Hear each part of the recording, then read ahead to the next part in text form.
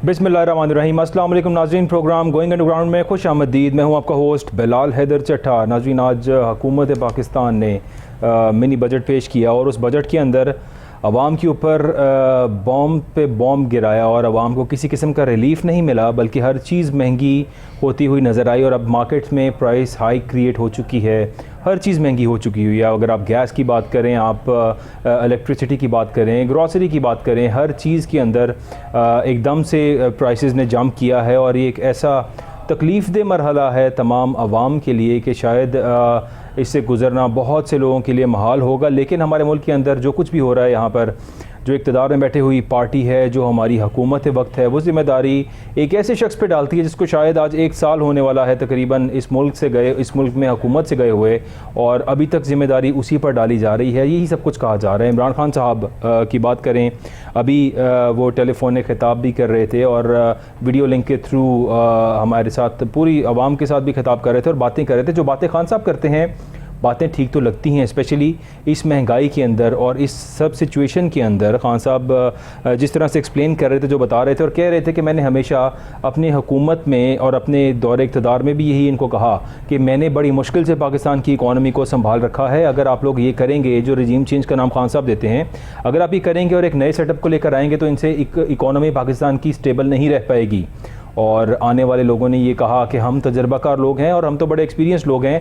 खान साहब तो नाअहल थे, इन्हें पता ही कुछ नहीं था। पहली बार इन्होंने इक़्तिदार लिया था और शायद इनसे इक़्तिदार हैंडल ही नहीं हुआ। इन्होंने बड़ा बुरी तरह मिस हैंडल किया पाकिस्तान की मईशत को और सब चीज़ों को। लेकिन हमने ये देखा कि पाकिस्तान के फ़ॉरेन रिज़र्व के अंदर भी पैसे मौजूद थे, महंगाई भी कंट्रोल थी। पेट्रोल प्राइसेस को देखें, गैस को देखें, इलेक्ट्रिसिटी को देखें, हर चीज़ स्टेबल पाकिस्तान में नज़र आ रही थी। यहाँ पे लोगों का रोज़गार भी चल रहा था। अब आए रोज़ पता चलता है कि सैकड़ों इंडस्ट्रीज़ बंद हो रही हैं, लोग बेरोज़गार हो रहे हैं। एक इंडस्ट्री बंद होने से सैकड़ों लोग और सैकड़ों ख़ानदान जो उससे जुड़े होते हैं, एक शख्स कमाने वाला हमारे मुल्क में होता है। और मेरा ख्याल है मोस्टली यहाँ पे बाकी सारे घर के अफराद बैठ कर खा रहे होते हैं। हमारी सोसाइटी इस तरह की है। सो जब यहाँ पे उस तबके के लोग नौकरियों से फारिग होते हैं तो ये बोझ पूरे ख़ानदान पे पड़ता है। तो सैकड़ों फारिग होने वाले लोग, वो सैकड़ों लोग नहीं, सैकड़ों ख़ानदान होते हैं जो सब बेयर करते हैं इस तमाम मुश्किल सिचुएशन को। हमारे सियासतदान यहाँ पर आज भी देखें तो प्रोटोकॉल्स वैसे ही चल रहे हैं, तमाम मरात वैसे ही ली जा रही हैं, सब कुछ वैसे ही चल रहा है मुल्क के अंदर।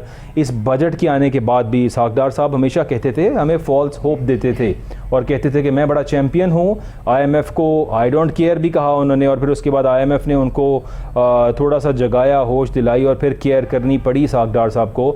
और ये 9th रिव्यू जो आज तक अभी तक जिसके तमाम असरात हम देख रहे हैं, 25 अक्टूबर से पेंडिंग है। अगर ये टाइमली किया जाता, ये महंगाई या जो कुछ भी इंक्रीमेंट्स करने थे टाइमली किए जाते, तो शायद अवाम पर इतना बोझ ना पड़ता, इतनी तकलीफ़ में ये मुल्क ना होता। जिस तरह हमारे पोर्ट्स पे हज़ारों कंटेनर्स आज भी ब्लॉक पड़े हैं। और आज की भी बात ये देखें तो उनकी तमाम जो टैक्सेस थे, जो हमारी कस्टम ड्यूटीज़ थी, वो सब बढ़ चुकी हैं। डॉलर की प्राइस देखें, आप हर चीज़ को देखें तो उसके बाद कस्टम ड्यूटीज़ के अंदर इजाफा हो गया, हर चीज़ महंगी हो गई है मुल्क के अंदर। क्या हमारी इकॉनमी और क्या सूरत हाल बनेगी इस मुल्क में, डिस्कस करने के लिए हमारे साथ स्टूडियोज़ में मौजूद हैं नासिर शराजी साहब। Sir, thank you so much for joining us. बहुत शुक्रिया जी। नासिर भाई, इमरान खान साहब को आज लाहौर हाई कोर्ट की तरफ से भी 8 बजे तक का अल्टीमेटम दिया गया है और ये कहा है कि आप अदालत में पेश हो। और IG पंजाब को कहा गया है कि इमरान खान साहब को अपने साथ आप लेकर आएँ और इमरान खान पहले सरेंडर करें और उसके बाद उनकी केस की समाअत होगी, फिर केस में पेश हों वो। और IG पंजाब को भी ऑर्डर्स दे दिए गए हैं हाई कोर्ट की जानिब से कि आप इमरान खान साहब को अपनी कस्टडी के अंदर लेके आएँ और अपनी ज़ेर हिफाजत उनको पेश किया जाए अदालत के अंदर। सर, किस तरह से आप सिचुएशन देख रहे हैं? देखिए जी, अदालत ने जो कुछ कहा है दुरुस्त है, उसको चैलेंज नहीं किया जा सकता।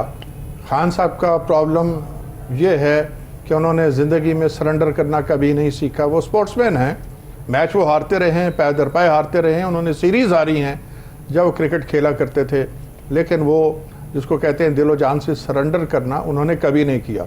लेकिन सियासत और चीज़ है, हुक्मरानी और चीज़ है, और कानून के सामने सरेंडर करना जो है वो बाइस तज़हीक नहीं होता, वो एक ऑनरेबल बात है। और अगर आप कानून के सामने सरेंडर करते हैं, अदालत के सामने सरेंडर करते हैं, तो इसमें जग हंसाई वाली कोई बात नहीं। उनको प्राउड फील करना चाहिए कि अदालत उन्हें बुला रही है और ये जब सरेंडर करेंगे जाके, तो इन अ वे कानून पर, अदालतों पर एतमाद का मजहर होगा उनका सरेंडर करना। सर लेकिन अभी करंट सिनेरियो में जो गिरफ्तारियां हो रही हैं, जिस तरह से शेख रशीद साहब का मामला देखें, फवाद चौधरी साहब की गिरफ्तारी देखें, तमाम पाकिस्तान तहरीक इंसाफ के लोगों की गिरफ्तारी देखें, इस टाइम पे कंट्रोल किया जा रहा है, निगरान सेटअप हो, वफाकी हुकूमत हो, हर चीज़ अपने कंट्रोल में की जा रही है। और इस सब सिचुएशन के अंदर आपको क्या लगता है कि खान साहब को बड़े दिल के साथ गिरफ्तारी देनी चाहिए है, जाना चाहिए, पेश होना चाहिए है, या जिस तरह से अब वो हिकमत अमली अपना रहे हैं, आज उन्होंने वीडियो लिंक से खिताब करके काफ़ी सारी चीज़ें रिवील की जो ऑलरेडी अवाम पिस रही है। ज़ाहिरी बात है, खान साहब कहें या ना कहें, इस मुल्क के अंदर अवाम जो तबका है हमारा वो पिस रहा है। यहाँ पे मिडिल क्लास तो शायद आज बची ही नहीं है। वो मिडिल क्लास जो बड़ी मुश्किल से गुजारा करती थी, वो इन हालात की वजह से अब वो मिडिल क्लास के कैटेगरी से भी शायद डाउनफॉल में जा चुकी है। और इस टाइम पे बड़ी तकलीफ दे बात है हर किसी के लिए, because every person is buying here. आप ग्रॉसरी कर रहे हैं, आप सब कुछ खरीद रहे हैं, पेट्रोल डलवा रहे हैं, यहाँ पे बिजली के बिल, यूटिलिटी बिल्स पे किए जा रहे हैं, सब कुछ किया जा रहा है। तो आप क्या समझते हैं कि खान साहब की बातें, हाँ, खान साहब की बातों के अलावा ये जो हुकूमत है, क्योंकि जिस तरह से महंगाई कर दी है अब आज के बजट के बाद भी, क्या आपको लगता है कि ये इलेक्शंस की तरफ जाएंगे? देखिए, पहली बात तो ये कि ये तासुर एब्सोल्युटली गलत है कि चीज़ों को कंट्रोल किया जा रहा है, किसी को विक्टिमाइज किया जा रहा है, मुकदमात बनाए जा रहे हैं और गिरफ्तारियां की जा रही हैं। देखिए, ये हर ज़माने में होता है। अब कोई शेख रशीद साहब से पूछे, क्या उन्होंने अदारों को गालियां नहीं दी? क्या उन्होंने लोगों को बगावत पर नहीं उकसाया? इसी तरह दीगर जो लोग गिरफ्तार हुए हैं मुस्लिम मौके पे, क्या उन्होंने फ़ौज की तस्दीक करने की कोशिश नहीं की? क्या अदलिया के जजों की शान में गुस्ताखियाँ नहीं की? अदलिया के ऊपर अदम एतमाद का इजहार करते रहे हैं।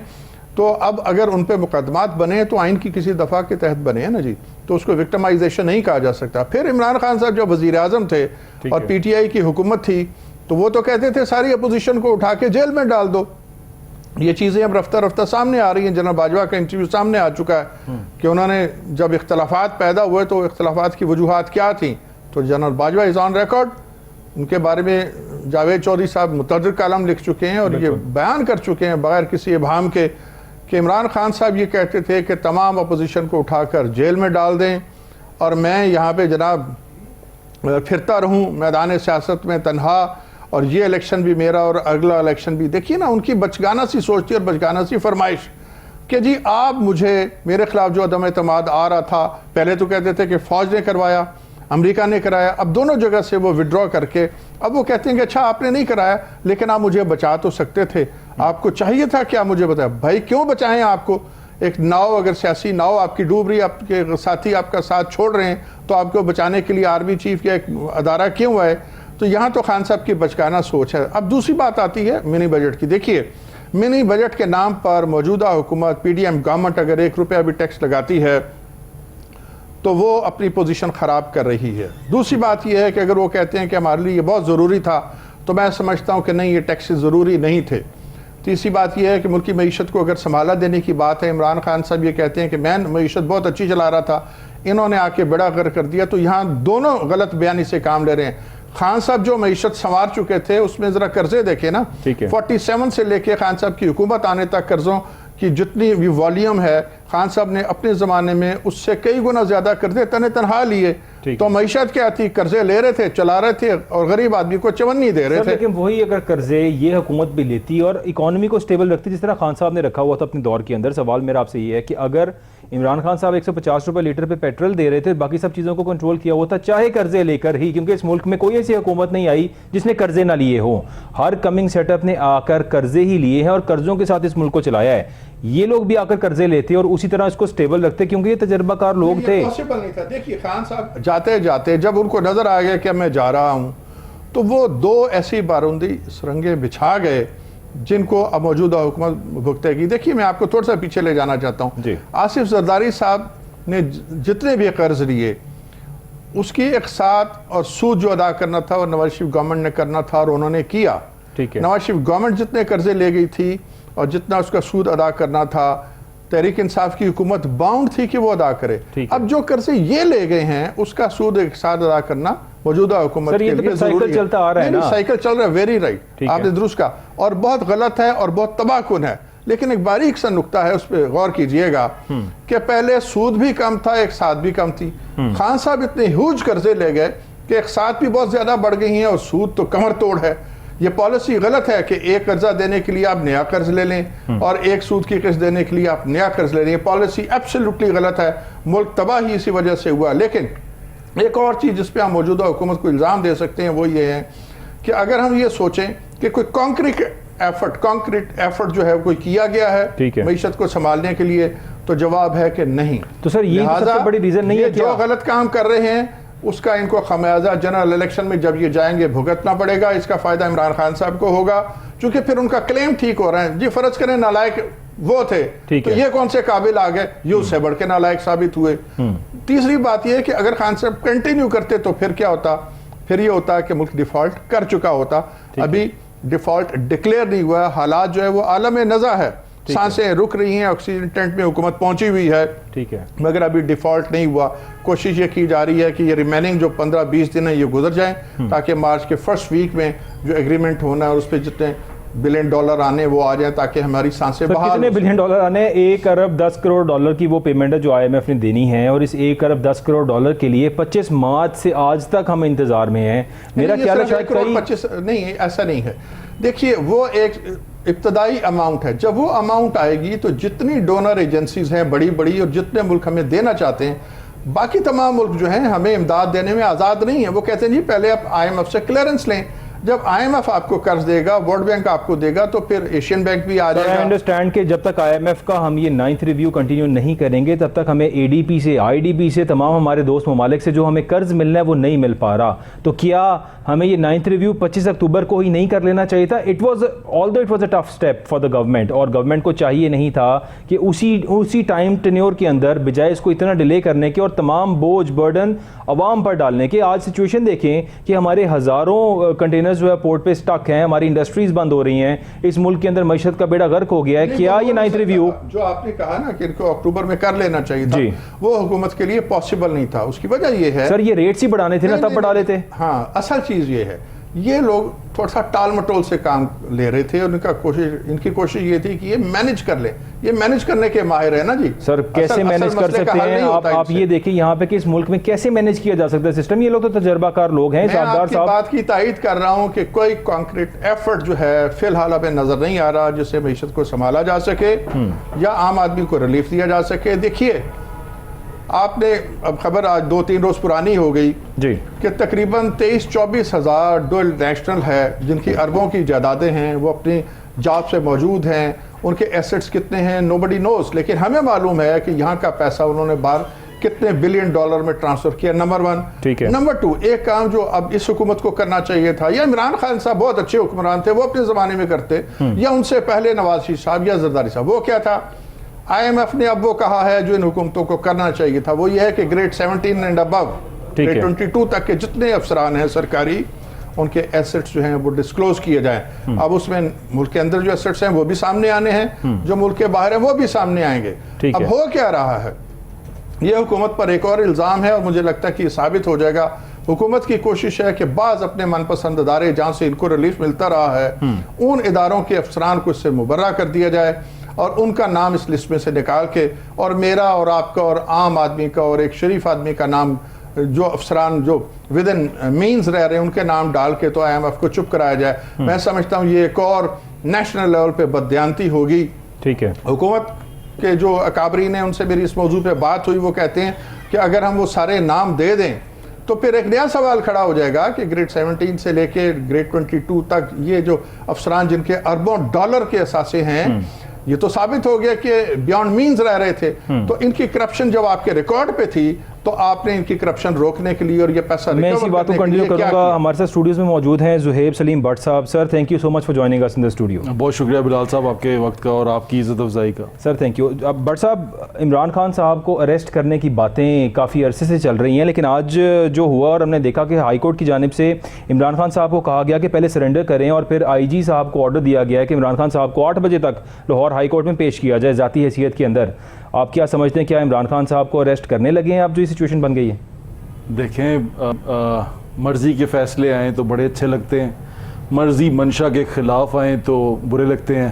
तकलीफ़ होती है, बिल्कुल तकलीफ़ हुई होगी, खान साहब को भी तकलीफ़ हुई होगी, सबको तकलीफ होती है, लेकिन कानून अपना रास्ता लेता है। कानून एक पानी की तरह होता है, वो अपना रास्ता लेता है, उसने अपना रास्ता लेना ही लेना है और उनको वहां पेश होना ही होना है, क्योंकि कानून है ना। ये खान साहब को लगता है कि बनाना रिपब्लिक है, पर बनाना रिपब्लिक नहीं है, ये इस्लामिक रिपब्लिक ऑफ पाकिस्तान है। और यहाँ कानून अपना रास्ता लेता है, कभी ना कभी, देर से ही, लेट से ही, पर वो अपना रास्ता जरूर लेता है। और ये होना ही है। जहां तक रही बात गिरफ्तारी की खान साहब की, उनको खुद बड़ा शौक आ रहा है, वो चाह रहे हैं कि जेलें भरे, तहरीक चलाएं, फॉर्म वगैरह भी वो चल रहे हैं, चाह रहे हैं वो भी गिरफ्तार होके। सियासतदान तो वो हैं, आप मानते नहीं उनको सियासतदान? ठीक है। सियासत वजीर-ए-आज़म रह चुके हैं, अब क्या हुआ वो काउंसलर नहीं रहे, क्या हुआ MP MNA वो रहे हैं, लेकिन वो वजीर-ए-आज़म रहे हैं इस मुल्क के। वो तमगा सीने पर सजाना चाहते हैं कि मैं गिरफ्तार भी हुआ। हाँ ठीक है। वो पहले भाग जाते थे, लेकिन अब तमगा सजा देंगे, लेकिन वो तकलीफ दे होगा। मैं अपने मोअज़्ज़िज़ मेहमान दोस्त को भी ये बताना चाहता हूँ कि तकलीफ दे होगा ये बहुत ज्यादा, क्योंकि जेल जो सी है वो इतनी आसान चीज नहीं है।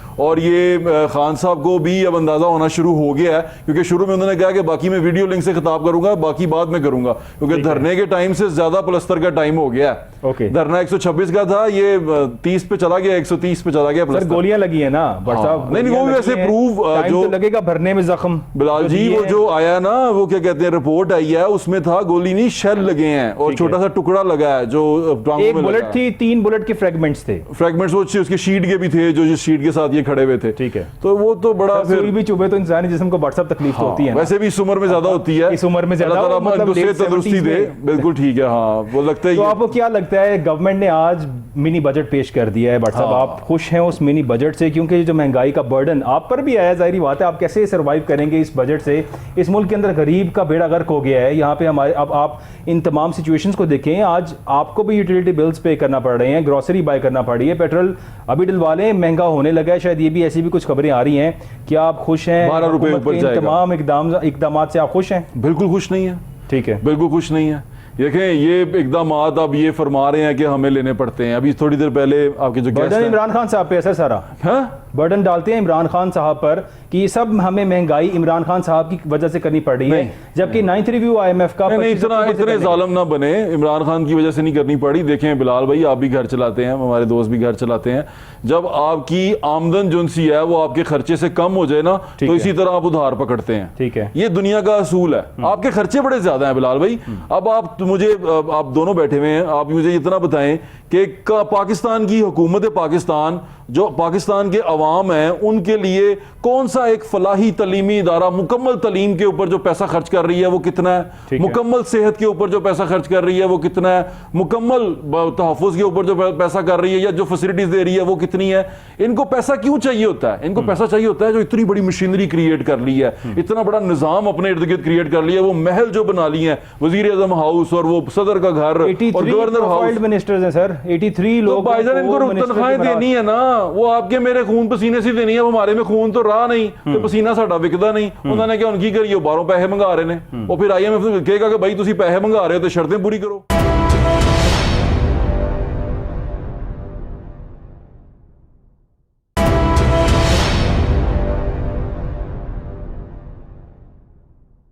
खून हमारा क्या खान साहब निकाल रहे थे, या खान साहब ने इस मुल्क की इकॉनमी को फिर भी स्टेबल रखा हुआ था? ये सवाल जो सा ना बहुत ज्यादा वो हो गया है, इसकी जवाब क्या, खान साहब क्या कर सकते हैं? खान साहब को बेचारे को पता ही नहीं था, वो तो खुद कहते हैं मेरे हाथ बनने सी। अब मैं अपनी जुबान से नहीं कह रहा, ठीक है, वो कहते हैं मेरे हाथ बनने सी, मैंने तो पता ही नहीं। चाहे उस वक्त कुर्सी पे बैठ के हेलीकॉप्टर पे जाते थे, जो मर्जी करते थे, फिरते थे, सैरें करते थे, प्रोटोकॉल एंजॉय करते थे, पर उसके बावजूद उन्होंने कहा मेरे तो बस में कुछ नहीं था। असल में उनको इस्तीफा देके बाहर आना चाहिए था और कहते कि मेरे हाथ बंधे हुए। देखिए 3.5 साल हुक्मरानी कर गए, वो कहते थे मैं मजे कर गए, हुक्मरानी नहीं। ठीक कहा आपने, खूबसूरत बात की, मजे करके। देखिए अब वो मजे इतने थे कि वो कहते थे कि हम टेन्योर पूरा करेंगे और अगला जो टेन्योर है वो भी हमारा है। मजे इतने जबरदस्त थे, और मुल्क कहाँ जा रहा था वो हम आपके सामने हैं। वो आपको वो याद नहीं है जब उस वक्त मुसीबतें आती थी बिलाल भाई जी, आप भी उस वक्त माशाल्लाह ये जर्नलिज्म ही कर रहे थे, आपको पता नहीं वो क्या फिक्रा मशहूर था, घबराना नहीं है। बिल्कुल, तो घबराना नहीं है भाई, लगा हुआ है, मजे लगे सर। वो तो हौसला देते थे, घबराना नहीं, नहीं घबराई अवाम। इन लोगों ने आगे तो कहा भी नहीं, मारा निकल गया भाई, घबराई क्या नहीं है, बड़ा गलत हो गया। ना घबराने की बात भी नहीं की और कहा कि हम आपको संभालेंगे, आपको कोई जरूरत नहीं कि आप किसी तरह घबराएंगे भी नहीं। और वो कर दिया कि आज हमारा फॉरेन रिजर्व $2.7 बिलियन पे रह चुका है। बिलाल साहब, जरा एक फिक्रा खान साहब का मैं आपको याद कराना चाहता हूँ। वो कहते थे कि जनाब सुपर किंग जनरल बाजवा थे, ठीक है, सब कुछ वो कर रहे थे, मेरे हाथ बंधे हुए थे, मैं सिर्फ हेलीकॉप्टर पे सैर कर रहा था, ये लेकिन मेरा मुल्क तरक्की कर रहा था। आप अंदाजा फरमाएं कैसे सवाल ये है, आपको शहबाज शरीफ साहब का फिक्रा याद है कि मैं अपने कपड़े बेच के आटा सस्ता करूंगा इस गरीब आवाम को? मैं शहबाज शरीफ साहब से ऐसी बातें होती है करने वाली कि जनाब अब IMF कह रहा है कि सियासतदानों के ब्यूरोक्रेट के जो असासे हैं वो डिक्लेयर की जाएं, तो मैं उनसे रिक्वेस्ट करूंगा सर, ये बड़ी के बिहाफ पर। बट साहब आप भी जरा ये मेरा सवाल है आपसे कि IMF को होश आ गई है, हमारे मुल्क में और किसी को होश नहीं आई, और IMF ने ये कहा है कि 17 ग्रेड से ऊपर के तमाम अफसरान के असासे अंदरूने मुल्क और बैरूने मुल्क इन सबको डिक्लेयर किया जाए, यानी कि वो अपने तमाम असासे जो फॉरेन भी हैं और लोकल भी हैं उन सबको डिक्लेयर करें FBR के थ्रू, उनका टैक्स पे करें। अच्छा, मैं थोड़ा सा मुझे क्लियर भी कर दें कि सर आप भी मुझे मेरी जरा तस्दीक कर दें, क्या ये जो ब्यूरोक्रेट्स हैं 17 ग्रेड से अबव, ये सिविल मिलिट्री दोनों ब्यूरोक्रेट्स की बात की है, सिविल सिर्फ की बात मैं अर्ज करता हूं जी, उसमें ब्यूरोक्रेसी भी है, उसमें अदलिया भी है, उसमें अफवाज पाकिस्तान भी है, एनीबॉडी ओके डन हो गया सर। मैं इसको आसान सी जुबान में ये है कि जेड़ा कर्जा दे रहे हैं ना, वो कहता है कि भाई ऐ तो दसो तुसी कितने अमीर हो, क्योंकि वो जब हमारे शशके देखते हैं वो पाकिस्तान होके गए हैं असल में ना, वो सारा में देखें कितना पैसा लगा है यहाँ पे। तो चलो स्पॉन्सर है ना यार, प्राइवेट एक्टिविटी है, लेकिन वो जब यहाँ आते हैं वो देखते हैं इनको, जब ये बुलाते हैं उनको अपने घरों में दावत करते हैं या जिनको लेके जाते हैं, तो वो कहते हैं यार इतनी यशी में तुम रह रहे हो, इतने मजे तुम कर रहे हो, हेलीकॉप्टरों पे फिरते हो, 20-20 30-30 गाड़ियों के कारवान के साथ निकलते हो, तो भाई ये क्या चक्कर क्या है, तुम किस तरह के गरीब हो। वो हम एक तरफ जो हम टीवी वाले हैं वो तस्वीरें दिखाते हैं जाके, ओ यार भूखे मर गए, आटा नहीं मिल रहा, आधा किलो आटा लेना पड़े, दूसरी तरफ वही तस्वीरें चलने के बाद जब दूसरी तस्वीर चलती हैं हमारे प्राइम मिनिस्टर हाउस की, हमारे प्रेसिडेंट हाउस की, हमारे हुक्मरानों की बैठे हुए, वो किसी बड़े मुल्क के बादशाहों से कम लगती ही नहीं है। तो ऐसी सूरत में उन्होंने कहा यार ये क्या खुला तजाद है, तो वो खुला तजाद हल करने के लिए उन्होंने कहा भाई डिक्लेयर करो किसके असली हैं किसके नकली हैं और किस किसने असासे बनाए हैं, उस पर टैक्स दिया कि नहीं दिया, डिक्लेयर है कि नहीं है, सब कुछ करो। ये उनका हक है यार, जो पैसे दे रहा है वो इतना तो कहता है ये करो। नहीं, इस पे तो कोई शक नहीं, जाहिर है जो IMF ने कहना है आपको मानना पड़ना है। आपने आई डोंट केयर भी पहले रहे यार, उनसे ये क्या बात, साहब ने कहा आई डोंट केयर, और IMF ने फिर उनको बताया कि यू हैव टू केयर, उसका जवाब आया और उस पर रिस्पॉन्ड करना पड़ा इसहाक डार साहब को भी और हमारी हुकूमत को भी। और आज ये जो तमाम बोझ, जो महंगाई का सारा बोझ अवाम के ऊपर डल चुका है और इस टाइम पे गरीब आदमी मजीद पिसेगा इन आने वाले दिनों के अंदर, इसके बाद इस सब सिचुएशन में भट्ट साहब क्या आपको लगता है कि इलेक्शंस होंगे किसी भी तरह?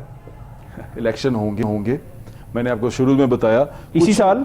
हाँ बिल्कुल, कुछ लोग हैं जो इसको बनाना रिपब्लिक समझते हैं, ये उनका ख्वाब है, उनका ख्याल है। ये आपके ख्याल में बनाना ये रियासत है? नहीं, रियासत है, पाकिस्तान का मुल्क है। आप जो माहौल देख रहे हैं यहाँ पे तमाम ये माहौल हर जगह होते हैं, इंटरनली ये चीजें हर जगह होती हैं सियासत में। अब आप ये देखें कि अमेरिका में उस पे कैपिटल हिल पे हमला हुआ, लोगों ने चढ़ाई की, उसको बनाना रिपब्लिक कह देंगे आप? यार हम एटॉमिक पावर हैं, हम लोग बड़े रिस्पॉन्सिबल लोग हैं, बड़े रीजनेबल लोग हैं। पाकिस्तान की एक रियासत है, रियासत मजबूत हाथों के अंदर है, रियासत के जो कारोबार है उस पे सवाल है, वो हम सबका हक है, हमें जानना चाहिए, हम टैक्स पेयर हैं, हमारा हक है, हमें सवाल करना चाहिए। रियासत का कारोबार ना रहा तो क्या मजबूत लोग रह जाएंगे?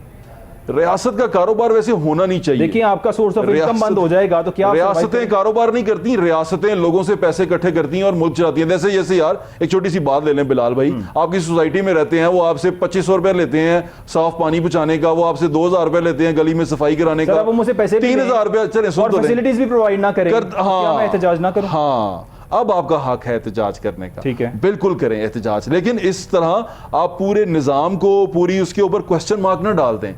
ये एक रियासत है के ऊपर तो क्वेश्चन मार्क है। मुझे बताएं, पाकिस्तान है, 100 साल एक आदमी का केस चला है। केस क्या था? एक खातून की इनहेरिटेंस, चंद कनाल जमीन। आप अंदाजा फरमाइए, साकिब निसार साहब जब गए हैं पूरे 100 साल हो चुके थे, क्वेश्चन मार्क इस निजाम के सामने है। नहीं, जो ये है ना क्वेश्चन मार्क, ये इंसानों के ऊपर है, ये इंसानों के ऊपर है। जो इंसान ये निजाम चला रहे हैं, ये उनकी कारकर्दगी पे क्वेश्चन मार्क है। निजाम ने आपको एक चीज वजह करके दे दी है, उसने आपके हकूक को भी प्रोटेक्ट किया है, उसने आइन ने आपको प्रोटेक्ट किया है। कोई प्रोटेक्ट नहीं किया। मुझे बताएं ना, क्या बात मुकदमात के लिए ये किस आइन में, हमारे आइन में ये डिटरमिन क्यों नहीं किया कि कत्ल का कत्ल का मुकदमा जो है वो 6 माह में हल करें। पहले मैं आपसे सवाल करता हूँ, यहाँ पे सलमान शहबाज साहब पेश हो रहे हैं, वजीर आजम के बेटे हैं और उनके तमाम केसेस के अंदर उनको रिलीफ दिया जा रहा है, किसी किस्म के उनके ऊपर कोई ऑब्जेक्शन नहीं आ रहा, कोई डिपार्टमेंट हो, FIA हो, नैब हो, सब हाथ जोड़े हुए हैं, बिकॉज नैब तो टुटलेस हो गई ना, नैब की तरमीम हुई है उसके बाद तो नैब इज टुटलेस ना। उसने क्या कहना है किसी को जब उनकी आपने तरमीम करके सारा सिस्टम ही चेंज कर दिया, तमाम रेफरेंसेस वापस कर दिए। अब इस सिचुएशन के अंदर जहां पे रिलीफ मिल रहा है शहबाज शरीफ साहब के बेटे को, उनकी फैमिली को, उनके तमाम केसेस को, और खान साहब को अरेस्ट करने की बातें की जा रही हैं, क्या आपको थोड़ा बहुत बनाना रिपब्लिक फील नहीं होता? ना, मैं अभी भी इसको देखिए, मेरी बात सुने, ये सुन तो ले, आप डिफेंड कर रहा हूं, मैं आपको बता रहा हूं कानून कहां पास हुआ, ठीक है, कहां पास हुआ? असेंबली में, ठीक है। असेंबली की कोई अहमियत है कि नहीं है सर? उसमें वहां पर आपके 22 करोड़ अवाम के नुमाइंदे बैठते हैं कि नहीं बैठते हैं? चीफ जस्टिस ऑफ पाकिस्तान ने ये कहा कि 22 करोड़ अवाम के नुमाइंदे अवेलेबल नहीं थे। उन्होंने ये कहा कि ये 22 लोग थे, इन्होंने ऑपोजिशन को बैठने नहीं दिया। ये वो डिसाइड करने वाले ऐवान जो है वो एक खुद मुख्तार इदारा है, वो खुद एक इंस्टीट्यूट है अपने अंदर, उसको ये वो कौन होते हैं क्वेश्चन करने वाले उसकी कारकर्दगी पे, वो अपने डेकोरम पे चलता है। सुनिएगा जरा, इसमें मेरा पॉइंट दीजिएगा, आपने साहब ने जो कुछ कहा ऐसा ही हुआ, वो गलत हुआ, मुझे बताएं। ये बड़ा सॉवरेन अदारा है, सब लोग इलेक्टेड हैं, उनका मैंडेट है, ये सारे मिलके अगर मर्द से मर्द का निकाह जो है उसको ये पास कर दे तो फिर आप कहीं और जा रहे हैं सर? कहाँ जा रहे हैं?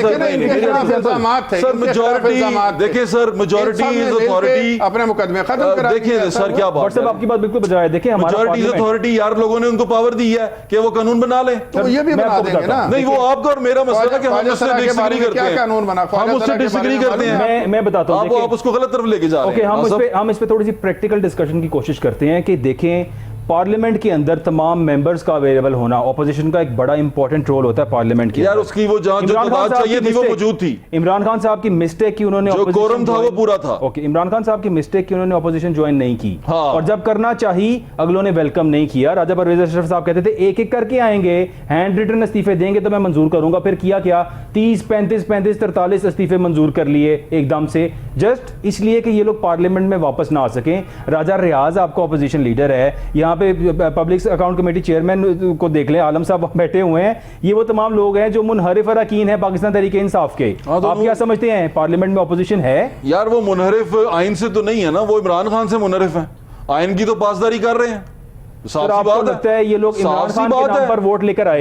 ये तो खान साहब के नाम पे वोट लेके आए हैं, आज इमरान खान साहब के मर्जी नाम पे वोट लेके आए हैं, वो वोट लेके असेंबली में है, ये हकीकत है। इसके बाद बाकी सारे आपके मफरूजे हैं, और उसके बाद बाकी सारी आपकी वो किस्से कहानियां अलिफ लैला की। ऑपोजिशन को वेलकम नहीं करना चाहिए पार्लियामेंट में? जो कानून बनाया है, हकीकत है ना जनाब, ये सारे नासिर साहब हकीकत है, मुकदमात जो है खत्म कर दें। नासिर साहब वो हकीकत है कि नहीं है, ये बता दें आप। ये चैलेंज हो जाएगा, हो जाए कर लें, लेकिन एक हकीकत तो है। बट सर नैब तरमीम, सर वो आप कह रहे हैं ना, सर कानून तो नहीं कह रहा उसको। बट सर मेरा सवाल आपसे, नैब तरमीम ठीक हुआ? देखिए, ये मेरी पर्सनल राय में नहीं ठीक हुआ, लेकिन ये हुआ है। एक देखिए, एक चीज होती है हकीकत, और एक हकीकत के ऊपर होता है मेरे जैसे लोगों का तबसरा। मैं तबसरा कर सकता हूं, मैं हकीकत हुआ है ना, बाबा मैं हकीकत बदल नहीं सकता। ठीक है, something, this is something happened, ये हो चुका हुआ है और ये बन चुका हुआ है, इसको तब्दील करने के लिए भी कानून है। देखिए, बड़ी अच्छी बात है, आपने गलत को गलत तो कहा, मैं गलत कहता हूं, गलत हुआ है और चेंज होना चाहिए। बिल्कुल, मैं सिर्फ हकीकत से नजरें नहीं चुराता। इसको चेंज करने की कोशिश भी इमरान खान साहब भी कर रहे हैं, इमरान खान साहब इसको चेंज करने की कोशिश कर रहे हैं और कोई चेंज नहीं कर रहा। बिलाल भाई मेरी बात सुने, ये खड़ा जो सा होता है ना, कोई मैदान हो, मैदान के अंदर फैसले होते हैं, मैदान के बाहर जाके अगर कुश्ती का फैसला, मेरी बात तो सुन लो। उन्होंने क्या किया था, केस नहीं खत्म कराया जनरल फैज के थ्रू, उन्होंने शौकत तरीन साहब का हमेशा होता है, इतने अरब dollar. Thank you sir, thank you so much. हम करंट क्या ठीक किया, ओके, मैं वो तो चोरों के साथ खड़े थे। बिलाल भाई मेरी सुन लें, जो फैसले हैं वो मैदान के अंदर होते हैं, वो तो अच्छे लगते हैं। ठीक है, मैदान के अंदर बाहर भाग जाओगे ना, आप सड़कों पे फैसले करने लगोगे, तो फिर सड़क पे ही असेंबली लगा लो, सड़क के ऊपर अपने ट्विटर पे अकाउंट पे वो पोलिंग करा लो, कानून वहां पास करा लो, ऐसे नहीं होता। इमरान खान साहब का अपनी दोनों असेंबलियां तहलील करना, पावर में थे वो पंजाब में भी, KPK में भी, क्या दोनों असेंबलियां तहलील करना आप इसको एक बोल्ड डिसीजन समझते हैं? स्टुपिडिटी थी, okay, stupidity the right word, ठीक है, स्टूपिडिटी थी। One word. देखें लोग अपना मैंडेट लेके आए थे, वो पंजाब असेंबली थी, खैबर थी, आजाद कश्मीर है, गिलगित बिल्तिस्तान है, उन्होंने लोगों का मैंडेट जो है उसको तबाह बर्बाद किया। इस वक्त चौधरी परवेज इलाही साहब इस वक्त जितनी बदुआएं दे रहे हैं ना इमरान खान साहब को, आपको सोच हो नहीं है, सर वो पहला भी दे रहे थे, दिल में से उनके निकल रही है। चौधरी साहब तो पहला भी दे रहे थे। खान साहब को मैंडेट का एहतराम नहीं है, वो आवाम को कुछ नहीं सर मुझे समझते। ये बताएं कि क्या खान साहब मैंडेट लेके विफाक में नहीं बैठे हुए थे?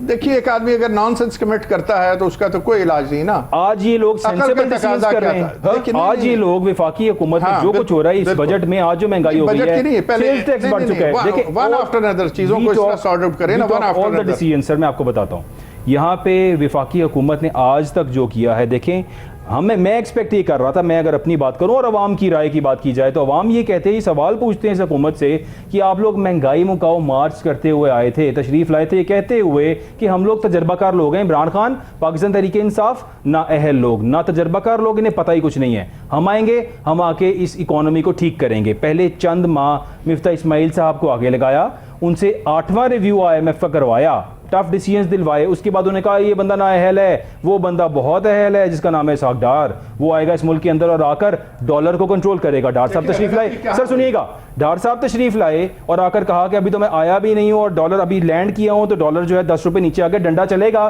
तो डॉलर तो 200 से नीचे आ जाएगा। सर क्या इतने ना अहल थे कि इनको पता ही नहीं था इस मुल्क में क्या हो रहा है, या आवाम को बेवकूफ बना रहे थे? मैं अर्ज करता हूं, देखिए मैं फिर वही बात करूंगा कि अपोजिशन अगर होती असेंबली में, खान साहब ने जो पट्टी बांधी हुई है पिछले 130 दिन से वो उन्होंने उतारी होती, ठीक है, और जो अकल की पट्टी है वो भी उतारते, वो आते मैदान में महंगाई मार्च लेके आते, असेंबली के अंदर बैठते, असेंबली के अंदर बैठते और अपोजिशन का किरदार अदा करते और इनको इस टाइप की अमेंडमेंट्स ना करने देते। देखिए अपना सर फड़वाते, सबसे पहले वो कौम के बेटों का सर फड़वाना चाह रहे हैं, वो कहते हैं जेल भरो तहरीक, भाई अपने बेटों को तो बुलाओ जेल भरने के लिए, सर इतने अपने बच्चे उनके बाहर बैठे। इतने अच्छे सियासतदान होते तो शायद पार्लियामेंट से ना निकलते। बट सब मैं अर्ज कर रहा हूं ना, उनके लिए भी डबल ये जो इसहाक डार साहब की आपने बात की, इस तरह के लोगों की बात की, ये डेस्परेट टाइम्स में डेस्परेट मेजर्स हैं जो हम ले रहे हैं। ये जो हुकूमत, इसकी वैसे जरूरत क्या थी इतनी, कि क्या हमें जरूरत थी कि इमरान खान ने 150 रुपए पे पेट्रोल रोका हुआ था, वो तो उसने मुआहिदा रोका हुआ था ना, वो तो उसने अपनी जुबान से फिर गया था ना, वो तो ये हुआ था,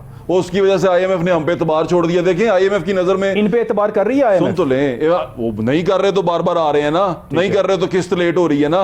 उन्होंने कहा है कि भाई पाकिस्तान का मतलब पाकिस्तान एज अ कंट्री है, Pakistan is not Imran Khan, Pakistan is not Shahbaz Sharif, Pakistan is not whoever the prime minister here is, Pakistan as a country, is a sovereign country.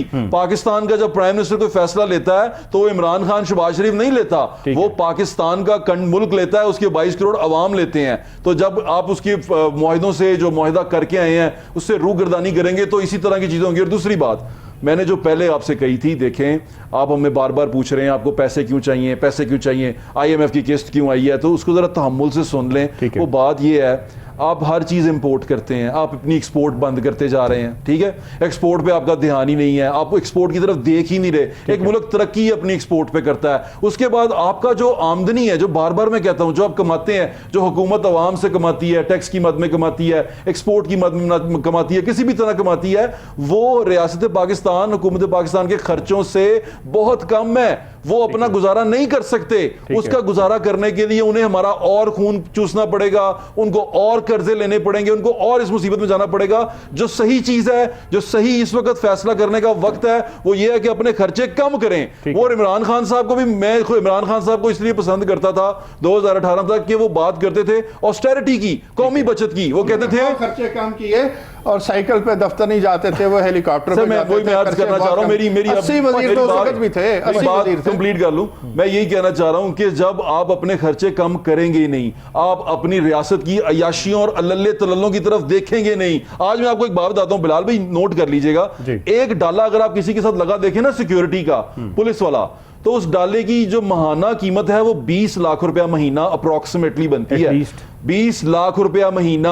अब अंदाजा कर लें वो डाला साल में हमें कितने का पड़ा, और उस तरह के कितने डाले कितने ही लोगों के साथ जुड़े हुए। छोटी सी एग्जांपल दे रहा हूं, उसके बाद उसका फ्यूल, उसके बाद उस जहां पर वो काम कर रहा है बंदा, उसका TADA, वो तमाम चीजें, और फिर कितने ही ऐसे गोश्त मुलाजमीन जो सिर्फ और सिर्फ वोट हासिल करने के लिए सरकारी बुनियादों पर भर्तियां हुई हुई हैं, उनको आप निकाल नहीं सकते। किसी एक सरकारी मुलाजिम को हटाने की बात करें, सड़कें बंद हो जाती हैं, लोग कलम छोड़ हड़ताल कर देते हैं। तो ये तमाम चीजें रोकनी पड़ेंगी अगर मुल्क को इसके निकालना है, वरना हमने इतना बड़ा अपना जिस्म कर लिया है और हमारी जो पावर है, जो प्रोटीन्स हम ले रहे हैं वो हमारे पास इतने से हैं और उसी में से पूरे करने हैं, तो इस तारे पहलवान का होना कुछ नहीं है, कितने मंजी पे जाके पाई ना। Last part of my show sir, मैं अब चाहूंगा आप दोनों गेस्ट से कि आप अपना अपना एनालिसिस दें, what is the solution right now do we have? सबसे पहले जनाब ये जितने अरकान कौमी असम्बली हैं या सूबाई, इनकी तनख्वाहें बंद करें। ये अरबपति लोग हैं, ठीक है, और करोड़ों रुपया खर्च करके असम्बली में आते हैं। हर किस्म की इनकी मराद बंद करें। इन्हें कहें जी सियासत इबादत है, इबादत करें, अल्लाह इनको अजर देगा। ठीक है। उसके अलावा ये जो फौज पाल रखी है अफसरों की, उसको कम किया जाए, इनकी मराद खत्म करें। अफसरों की फौज, एक एक अफसर है और उसको सर्व करके 20-20 लोग हैं और 20-20 कनाल और 50-50 कनाल के घर और मुलाजमीन, बिल्कुल हर चीज पर कट लगाएं। गरीब आदमी पे कट लगाने से मसला हल नहीं होगा, लेकिन सरकारी अल्ले तल्ले खत्म होने चाहिए, अय्याशियाँ खत्म होनी चाहिए। तनख्वाहें जो हैं उनको रिवाइज करें। पेंशन आप अंदाज़ा फरमाएं, एक आदमी टोटल 10 साल सर्विस करता है, उसकी 10 लाख पेंशन है। जो रूटीन में आ रहा है वो 30 साल सर्विस करता है, उसकी 3 लाख रुपए पेंशन है। तो पूरे मुल्क में जो पे स्केल है वो एक होना चाहिए और पेंशन जो है उसका भी स्केल एक होना चाहिए। नहीं, पेंशन किसी उम्र के किसी हद तक होनी चाहिए, बंद हो जानी चाहिए। और ये जो ब्यूरोक्रेसी को 2-2 प्लॉट और 4-4 प्लॉट मिल रहे हैं, ये भी खत्म होना चाहिए। अच्छा, मैं इसको आपको समझ करता हूँ। मैं एक दफा कमिश्नर साहब का इंटरव्यू कर रहा लाहौर के, मैंने उनसे पूछा यार आपका बजट कितना है लाहौर का? उन्होंने कहा 12 अरब रुपया। मैं कहा यार तो माशाल्लाह बड़ा बजट है, आप लाहौर पे लगाए। उसने कहा भाट साहब इस 12 अरब में से तकरीबन 11.25 अरब रुपया जो उनसे वो मराते हैं और उसके बाद तनख्वाहें हैं, उसके बाद बचता है सिर्फ तकरीबन 1.25 करोड़ रुपया या 2 करोड़ रुपया। उस 2 करोड़ रुपए का आप कुछ करना चाहते हैं तो कर लें। मैंने ये आपको बताना चाह रहा हूं कि पैसे इतने सारे आते हैं लेकिन वो नॉन डेवलपमेंट और डेवलपमेंट की मद में निकल जाते हैं। सबसे पहले हमें अपना नॉन डेवलपमेंट बजट काटना होगा और उसको इतना कम करना होगा कि वो हमारा डेवलपमेंट बजट उससे काफी ऊपर चला जाए और अपनी आमदनी जो है वो अपने खर्चे से बढ़ानी होगी। खर्चे कम करके हम आमदनी को उससे ऊपर लेके जा सकते हैं और कोई रास्ता नहीं है। यही रास्ता है कि हमें खर्चे कम करने पड़ेंगे। एक मेरा आखिरी सवाल आप दोनों गेस्ट से कि इमरान खान साहब ने आज भी जो वीडियो लिंक से खिताब किया और उसमें उन्होंने ये कहा कि इस मुल्क में हल सिर्फ इलेक्शंस हैं। क्या आपको ये लगता है कि जिस तरह से ये सेटअप अभी चल रहा है, क्योंकि एक रजीम चेंज का नाम दिया पाकिस्तान तहरीक इंसाफ ने और इन्होंने कहा कि हमने आईनी हुकूमत बनाई है, इसको हम आईनी सेटअप भी ले लें, तो ये जो मिल बांट कर तमाम सियासी हरीफ आज दोस्त बन गए हैं, दोस्ताना हो गया, मिल बांट कर खा रहे हैं इस मुल्क को या मिल बांट कर यहाँ पर हुकूमत की जा रही है। हर कोई अपने मफाद के लिए काम कर रहा है, अपने आने वाले दौर को बेहतर कर रहा है, अपनी हर चीज़ को इम्प्रूव कर रहा है। आप क्या समझते हैं, इलेक्शंस होने चाहिए या जो ये सेटअप चल रहा है इस तरह मिल बांटे का इसी तरह कंटिन्यू होना चाहिए? देखिए जी, इलेक्शन इस मुल्क के मसाइल का हल होते तो 70 साल से इलेक्शन हो ही रहे हैं ना जी। सर इसमें एक मैं छोटा सा कमेंट करूंगा कि तुर्की के अंदर अभी जल्जिला आया है, तैयब उर्दवान ने कहा कि इस जल्जिले में, इस इमरजेंसी सिचुएशन के अंदर भी जो हमारी इलेक्शन डेट है हम उस पे इलेक्शंस करेंगे। ठीक है, क्या इलेक्शंस होना अगर इतनी फजूल बात होती तो फिर वो भी ना करवाते? वो कहते हैं वहां देखें ना इलेक्शन के नतीजे में किस टाइप की लीडरशिप इलेक्ट हो के आती है। यहाँ पे क्या है सर, जो भी आती है वो तो आएगी ना। जरा सुन लेना, जमीन आसमान का फर्क है। 1 मैन 1 वोट है, लिटरेसी रेट 17 to 20% है, दूध में पानी मिला के उसको 30% किया गया। अब 30% एजुकेटेड आदमी या बाशऊर आदमी वोट देता है अपनी पसंद के उम्मीदवार को। 70% वोटर वो है जो इलिटरेट है, जिसको अभी ये शऊर नहीं है कि फॉरेन अफेयर कौन चलाएगा, डिफेंस कौन चलाएगा और कैसे चलाएगा। आप जितनी मर्जी अच्छी क़यादत को मुंतखब कर लें, वो 70% वोटर जो है आपकी ऐसी तैसी फेर देगा। इस वोट के नतीजे में कोई इनकलाब नहीं आ सकता। रिफॉर्म्स होनी चाहिए। इलेक्शन अगर इस मुल्क के मसाइल का हल होते, इलेक्शन तो बाकायदगी से हो रहे हैं, रिफॉर्म्स होनी चाहिए। रिफॉर्म्स नहीं करेंगे सर, कौन करेगा रिफॉर्म्स? नासिर भाई, यही लोग जो इलेक्ट होकर आते हैं, ये अकाउंटेबिलिटी करें और रिफॉर्म्स करें। देखिए अपने मफादात के लिए सब इकट्ठे हुए हैं ना यार बिलाल भाई, करें रिफॉर्म्स। और सुन ले, भेड़ों के मुस्तकबिल जो उनसे हैं उसका वो शिकारी के हाथ में है या भेड़ियों के हाथ में है। और शिकारी और भेड़िए मिलके भेड़ों का अगर मुस्तकबिल डिसाइड करने लग पड़े तो फिर आपको पता क्या होगा। भेड़ का जो है ना नसीब, वो यही है, शिकम है उसका कि किसी के पेट में जाना है, या भेड़िए के या गडरिए के। तो ये दोनों के पेट के अंदर हमने जाना है। हमें असल में अपने अंदर से क़यादत लाने की जरूरत है। और टाइगर आया था, करता ना जी निजाम को, ठीक, वो भी खा गया। टाइगर कौन सा टाइगर? पाकिस्तान तहरीक इंसाफ के tigers, tiger force Pakistan Tehreek Insaf. वो जो पट्टी बांध के बैठा हुआ है वो कौन है? अच्छा वो किसको टाइगर कह रहे हैं आप?